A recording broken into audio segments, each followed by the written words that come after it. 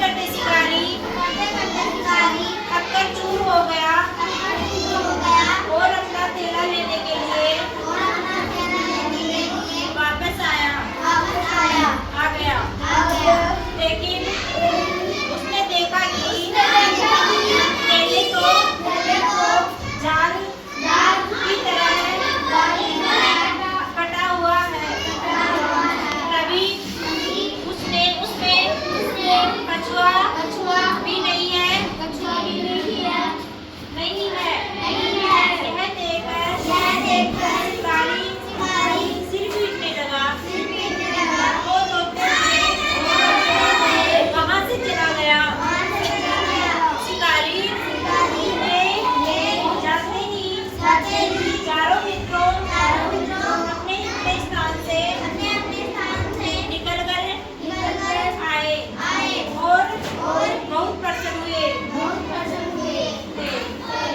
अब इससे क्या होता है कि अगर है ना अपन दोस्त अच्छे बनाए ना तो वो अपन कहीं संकट के टाइम में उसमें काम आता है।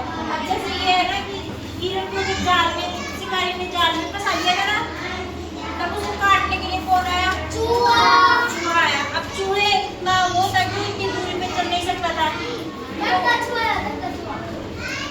चूहा आया था। लेकिन वो है ना कि इतनी दूर नहीं चल सकता तो उसको लेके कौन गया?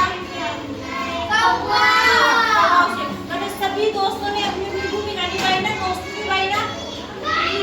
कछुए को जब वो थैले में पैक कर लेता है और उस थैले को मतलब उस कछुए को छुड़ाने के लिए हिरण है ना उस शिकारी को अपने पीछे पीछे लेके जाता है।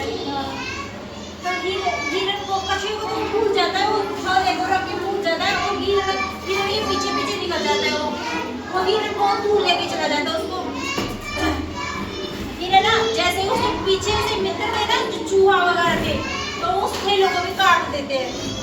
थैले को काटने पर तो कछुए को बाहर निकाल लेते हैं, तो वो वहाँ पे उसकी दोस्ती काम आई ना। तो इस वजह से हमें अच्छे दोस्त बनाने चाहिए ताकि जो हमें जब कोई जरूरत पड़े या फिर हमारे संकट जैसी कोई भी स्थिति पैदा हो ना अपनी लाइफ में तो वो काम आ सके।